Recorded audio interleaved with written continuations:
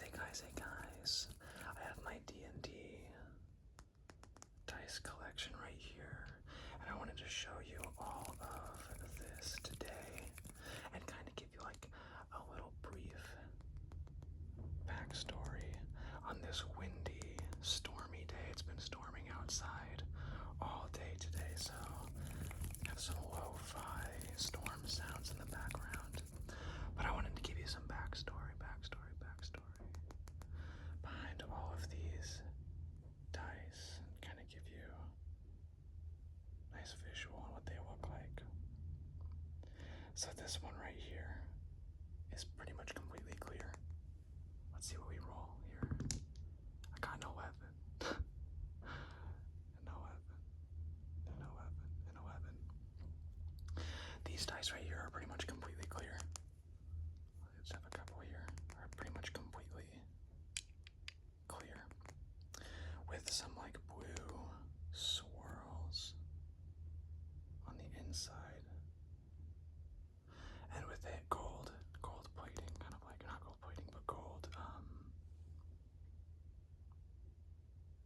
lettering. There we go, gold lettering on there too. So when I used these dice, the blue dice, that was for I think a sorcerer, and he used specifically ice magic. He was an ice, like, draconic ancestry sorcerer, specifically like silver, but he was a total whack job. Very nice guy, but very, very weird. Very weird. He had like a pet golden retriever, I think. And he was like an Aasimar as well, so he just had like so many things going on. He's very charismatic, a kind-hearted character. But he ended up replacing the character that used these dice. Two different blue-themed characters. These dice are actually from the official D&D company, Wizards of the Coast. I believe they are specifically rogue dice. They come with so many D6s. Come with a lot of D6s. And I used these for an arcane trickster rogue character. He was a blue tiefling, very socially awkward, not a very good rogue. A part of a campaign where there's like a rebellion in a city, and you're supposed to like help this rebellion in the city. And he kind of did some dumb things that didn't really help the rebellion that much. And that character died. And then I was happy to introduce this character, the Aasimar sorcerer. And I believe those were actually the first characters I played in a full campaign. This set of dice, the light blue. This set of dice, the dark blue. My first character, an arcane trickster rogue, blue tiefling. And this character, draconic ancestry, ice sorcerer, and Aasimar. The funny thing about this character, the Aasimar, he ended up getting a belt of dwarven kind, which, if you're not familiar, I think you learn dwarvish like right away, and it ups your constitution by 2 points. And I think every day there's like a percentage chance, like you roll a die, and there's a percentage chance you grow a full beard. Well, he grew the full beard on the very first day he woke up. So he was convinced that he was not only a part dragon and part angel and part human, but he also ended up thinking he was part dwarf. Whereas this guy was just a tiefling rogue. I'll go ahead and talk about these characters that I've played in order. I've only played 2 other characters besides these dice. These are dice I'll use in the future. And these purple dice right here these are dice that my family got for me for Christmas. Because I didn't have any purple dice yet. And I think they may have gotten these for me because I was playing a purple tiefling character at the time, but that campaign ended up ending. That group kind of just split off. Not exactly sure why, to be honest, but. And then they got me this holder. It's a magnetic holder of BMO from Adventure Time. It's gonna be kind of loud, but it magnetically shuts.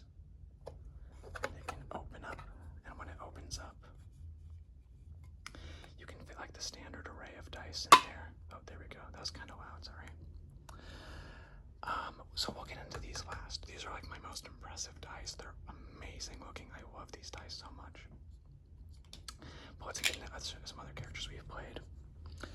Okay, now this is kind of loud as well. So I'm gonna try and very quietly just shimmy just some of these out.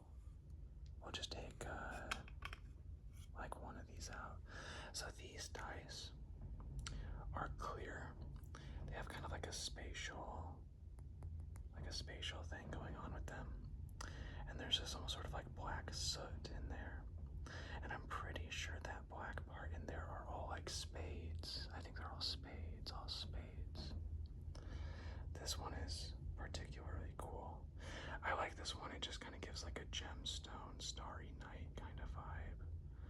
And I think that the black is just a mass of spades. I don't know if you'll be able to see one up close. My hands are a tiny bit shaky from having coffee earlier, but so I ended up DMing after playing these two characters, the two blue characters. When I came back from DMing, I played Tomb of Annihilation, and in that campaign, I played as a Earth Genasi barbarian. 2014 rules, 2014 edition rules, and he was a monster. Storm Herald, super powerful. Every time he raged, he had some sort of like semi-magical effect with it. Definitely one of the most in-depth characters I've ever played. And yeah, ended up kind of being like a mascot almost. Like one of the couple of mascots of the party. He ended up becoming like a really important character. He died. And when he died, that's when these dice came in handy. These dice I had received years ago. I'm gonna do this very slowly. We're gonna actually make a little bit of a mess here, if that's okay. We don't have to show off too many of these dice because they're kind of all the same. They're not see-through. They're kind of all the same. You can barely see the indentation of the numbers on these, but these are just black and green dice. That's really it. So I ended up using these dice after that character died, the barbarian. And I played as, well, the party still needed like a heavy-hitting melee character, so I played as a half-orc woman. And she was a Rune Knight fighter. And Rune Knight fighter might be one of the best classes I've ever played. It's like legitimately kind of busted in 2014 edition rules. But she ended up becoming evil, which was really convenient because the person that she became evil to join had also resurrected the barbarian. So really it was a matter of killing off this half-orc character who turned evil in order to save my barbarian who had been resurrected, but he was changed after that. He was kind of like a little bit more edgy, a little bit more rough around the edges. But so thanks for listening to those stories. Those are all the characters I've played. I'm playing as a paladin right now. Although purple, I have not used these for a character yet, but purple wouldn't really be his color. He has like a blue, and I've already had two blue themed characters. I don't know why I'm doing blue again. He has sort of like a blue and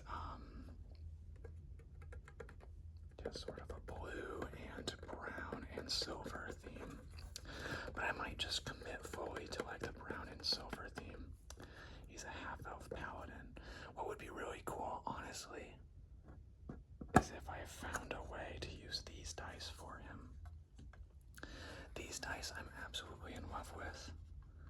They have liquid on the inside, and this is like an eyeball, and it always faces up.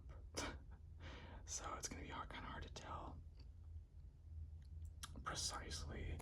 I wonder if we can like, yeah, kind of show it up close. We'll move it around a lot, but it's really, really, really cool. This is like my favorite set of dice that I've ever had, and we even have quite a unique take on the D4, if I'm not wrong. We have like a really, really cool, we have like a really, really cool D4, and I don't know how expensive these were. I got these for Christmas. My dad loves to buy me D&D dice for Christmas, and I will always be okay with that. It's always, always nice to have more D&D dice. So yeah, maybe there's a way I can find, like I can find a way to use these dice with that character. Like maybe like have a kind of secret red theme going on eventually with him. But those are my dice. Thank you. Thanks for listening to me talk about my D&D dice.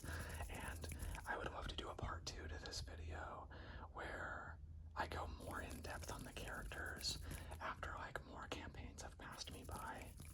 And maybe I'll have like double the amount of dice by then. But this was just a fun little one-off video. And last video was like soft and aggressive hand sounds, so we're gonna get back into the long form content, long form hand sounds content right after this video. If you're wondering about my upload schedule, you can find it on my channel page. I upload on Tuesdays, Thursdays, Saturdays, and Sundays, so twice during the work week,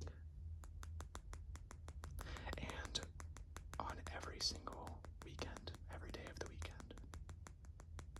Well, thank you guys so much for watching. I hope you enjoyed this video, and stay tuned for this weekend.